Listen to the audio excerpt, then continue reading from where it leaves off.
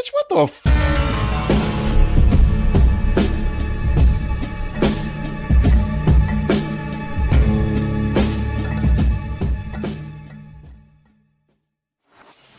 Welcome back to Streams, man. I was just sitting here in my bed watching Bleach, and I saw this video that came across my timeline, and I think I actually saw this video a couple of days ago, but I kind of just scrolled through it, and I was just like, yeah, like that's stupid, but I'm gonna just keep going. But I saw it again, and this time I actually listened to it, and I wanted to. I wanted to present the video to you so that you could also be in awe at how fucking stupid this is. But before we get there, hit the like, hit the subscribe, all of that shit. I also wanted to apologize because I had some audio issues with my last couple episodes where my mic, my audio was crackling as I recorded it. I don't know what that was about, but and yes, I am wearing my hat on top of my headphones because I'm just that type of guy. You know what I'm saying? Fly shit. You know what I'm saying? But no, let's play this stupid ass fucking video and so we can see what this goofball had to say, man. You want to see somebody that responds to your house, your emergency, whether it's a medical call or a fire call, that looks like you. It gives that person a little bit more ease, knowing that somebody might understand their situation better. Is she strong enough to do this? Or you couldn't carry my husband out of a fire, which my response is, he got himself in the wrong place if I have to carry him out of a fire. Hey, bitch, what the fuck? What the fuck do that mean? He got himself in the wrong place if I have to carry him out of a... You mean like if a motherfucker was sleep in bed and they passed out from smoke inhalation, you goofy hoe? Cause you is still a hoe. You mean he got himself in the wrong place like being at home, bitch, when the house caught on fire?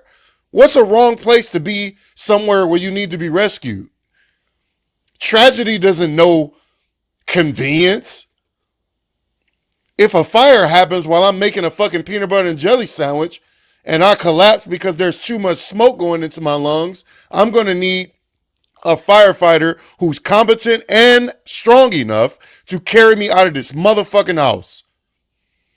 And you trying to basically explain it away by saying, you shouldn't be somewhere where I have to carry you away. So I don't need to have to carry. Bitch, what the Sometimes I want to give my internet back. I want to take my internet back to the store and get a refund. I don't want the internet no more. You keep the internet. I'm good. Because niggas get to say shit like this and then broadcast it to millions of people and then they get to just go about their lives without getting punched in their goddamn face. Look, listen, bro. It says only about 5% of working firefighters are women. And I wonder why the fuck that is. You know, I'm all for inclusion, I guess. You know, let's get everyone involved in some sort of way. I love the fact that women would like to help in the firefighting career field, the firefighting department. But bitch, if I need to get, my big ass need to get carried out of this fucking apartment, if this bitch light on fire right now, I need a nigga who can do that shit to come up here. I don't want a bitch to come up my stairs and be like, well, you shouldn't have been up here. And then I'm gonna be laying on the floor burning alive while she's on top of me blaming me for being a man and being on fire. No, bitch, you need to go back downstairs and send your coworker up here because you is trash, bro. I need to go home. I need to get away from the internet. I need to do something because this is crazy. We about to replay this fucking video. Because I got to hear it again. It responds to your house, your emergency, whether it's a medical call or a fire call, that looks like you. It gives that person a little bit more ease. Bitch, I don't give a fuck what they look like. If a white man named Austin walks in this fucking house and he saves me and my children because he has the equipment to do it, I'm not going to be like, oh, so ain't no black firefighters in this town?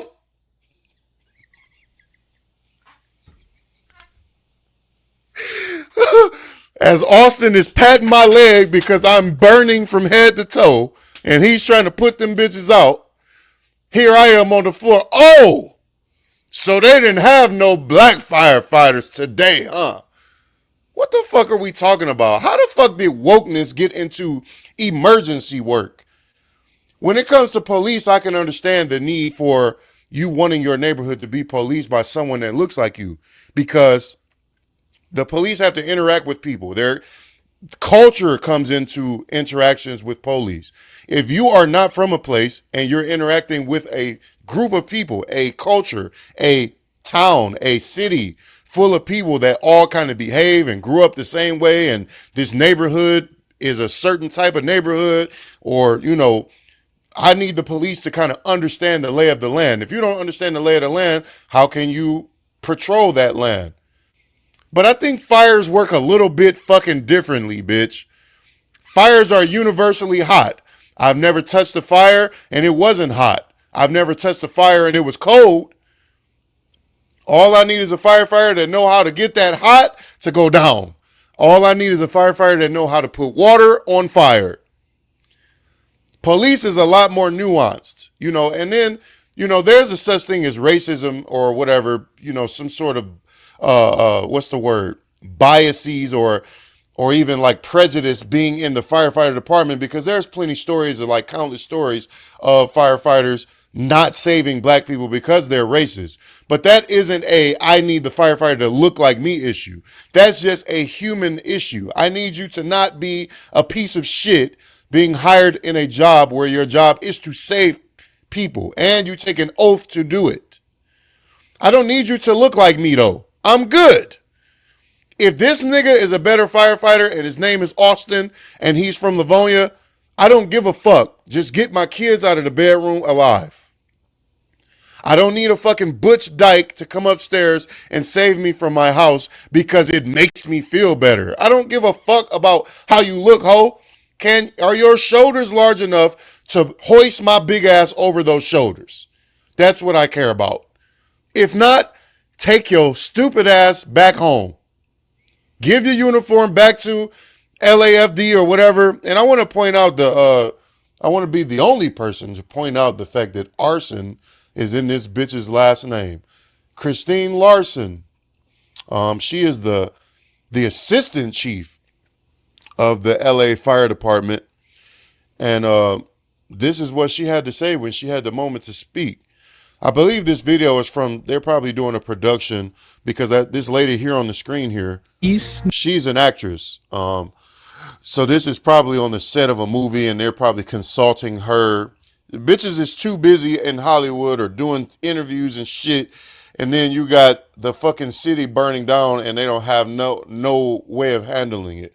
I'm going to play this other video too, because I think this is relevant, about Los Angeles. I did a video last night, or this morning actually, about the fires in general and how that pertains to America and its sins. You can go and check that out whenever you would like. But I've been watching coverage on this stuff for the last 2-3 days, and I saw this video this morning about, this is the actual fire chief talking about budgeting and how she's not getting support from the Los Angeles government or California government. Unprecedented times for the Los Angeles City Fire Department, and of course all the other fire departments that are assisting us with these fires. A new fire just broke out now in Granada Hills. Joining me now live, the chief of the Los Angeles City Fire Department, Kristen Crowley. Thank you for talking to us today. And we're just going to get straight to the nitty-gritty, because there's been so much talk, and you're aware of the criticism. Yes. Most of the criticism has been directed towards the city of Los Angeles, towards Mayor Karen Bass, but it's also been directed towards the administration. Everybody loves firefighters. Mm-hmm. We love our men and women on the front lines, but the administration is another thing, and they've been very critical of the way everything has been handled. Your reaction when you read those tweets, those messages, those emails? I tell you, my reaction first and foremost is to step back and remind myself that I'm not a politician. I'm the fire chief of the greatest fire department in the world. So my focus, first and foremost, is to make sure that our fire department, our firefighters, are properly funded, they're properly trained, they're properly equipped. So when it comes to the criticism, since day one, my number one priority has been and will continue to be that our firefighters get what they need so that they can serve the community. That is number one. I am going to turn down the noise when it comes to any type of criticism, because every decision that I make is going to be based off of what my firefighters need. And those lives are on the line. So let's get to the big question, the budget. There's so much talk about it. It was cut 17 million. It was cut this. It wasn't cut at all, according to one newspaper. Was your budget for the fiscal year 2024-2025 cut? I can tell you, I'm going to even go back further than that. Again, since day one, we've identified huge gaps in regard to our service delivery and our ability from our firefighters, boots on the ground, to do their jobs. Since day one, this is my third budget as we're going into 25-26. What I can tell you is we are still understaffed, we're still under-resourced, and we're still underfunded. So with that, whether it's 7 million, 10 million. But was the budget cut, Chief? Yes, it was cut. And it did impact our ability to provide service. Let's talk about that memo. You sent a memo, a scathing memo, to the Board of Fire Commissioners where you expressed your concern that you were not going to be able to do your job. Your firefighters would not be able to respond adequately to a major emergency like a wildfire, like what we're seeing right now. Right. So understanding where our services gaps are, number one, is understanding where our firefighters need in regard to their equipment. Now, let's focus back on what our people need, and what they need to be is properly funded and equipped. Whether it's 7 million or not, it doesn't matter. It impacts our ability, just like you said with the board report, of our ability to provide service, and that's on a normal day. Our firefighters are running over 1,500 calls. They're transporting 650 patients a day on a normal day, let alone the last 3 days of what we've had with significant impacts that have changed the communities that we serve, their lives forever. So with that, we're going to continue to fight for what we need to. That is my job as the fire chief of the best fire department in the world. In December, you wrote that memo. You said that these budget cuts were going to severely affect your department, from everything from brush clearance checks to make sure homeowners were doing what they needed to do, to fire hydrant checks. And yet you heard the mayor just yesterday say, no, those cuts did not affect the ability to serve and would not have changed anything in this situation. What is going through your mind? And I know this is difficult. There are a lot of politics at play. You are not a politician. You are the woman responsible for all these men and women at LA City Fire and for our residents in the city of Los Angeles. When you hear the mayor say it didn't affect anything at all, what is going through your head? If you can share that with us. Sure. So just full transparency. Again, my position is to make sure that our people get what they need to do their jobs, and also, mind you, that they get to go home to their families. The amount of calls that our firefighters are running today has doubled since 2010, a 55% increase with 68 less people. Full transparency, this isn't a new problem for us. Since the 3 years that I've been in the seat, I've sounded the alarm to say we need more. This is no longer sustainable. So with that, we're now in a position to be properly funded. We are screaming to be properly funded to make sure that our firefighters can do their jobs so that we can serve the community that we took an oath. But when the representative of the city... So it goes on. It goes on and on. She kind of questions her in the same sort of way, the same fashion, and she's asking her. She's basically just trying to drill the question into her to see if she can get any more details out of the same question, you know, what reporters do. But the thing that stuck out to me most in this video is that she says since 2010, the amount of calls that they have to deal with has doubled, yet their funding and their manpower has stayed stagnant for the most part over the last 15 years. That shit is crazy. She also mentioned a stat about how the LA population has grown exponentially since the 60s, and it's almost as if the city is not treating it like it has. It's treating the city as if it is still the same size that it was 60 years ago. You know, and that doesn't make any fucking sense. You know, I live here in Detroit, man, and we have a city within a city called Highland Park. I remember back when I was a kid, you know, maybe in the 90s or early 2000s or something, there was a lot of fires and there was a lot of everything, man, from police work to ambulance and EMS work or whatever. And that city, Highland Park, within Detroit, Damn, the sun is moving on my ass, ain't it? Sun moving, ain't it? The sun moving, ain't goddamn, boy.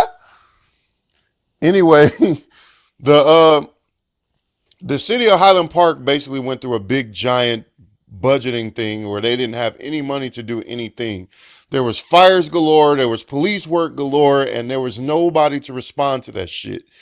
And I watched, as you know, through my childhood, I watched Highland Park crumble to the fucking ground in all sorts of ways. Businesses closing, houses burning down, people moving out, schools closing. You know, shit like this, you know, we kind of underestimate the importance of firework because it's not every day that our homes catch on fire.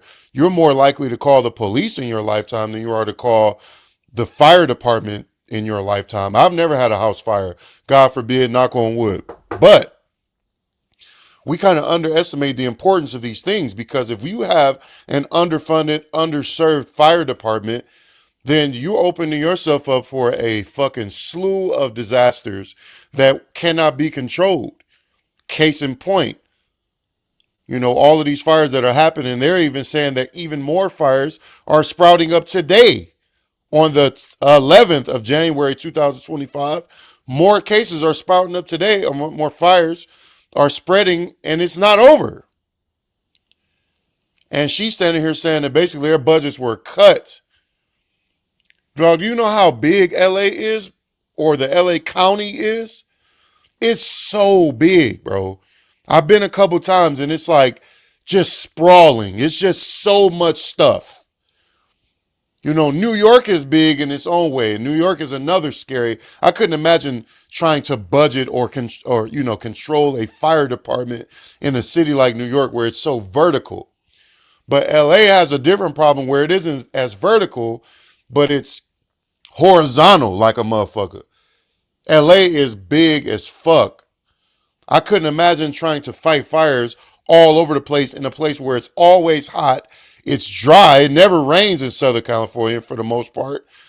And, you know, that is a recipe for wildfires. And then you have arsonists, because I've even heard reports today again that they have caught the people that started these fires. I don't know how true that is because I just haven't personally looked into it, but I did hear that. I might do another video about this, but dog, this shit is crazy and niggas is focused on the wrong shit. I think that's all I got to say, though, man. Y'all see what's going on out here. So thank you for tapping in the streams. Hit the like, hit the subscribe, all that shit. Leave a comment. Let me know what you think or not. It's up to you, my nigga. I'm out. I appreciate y'all.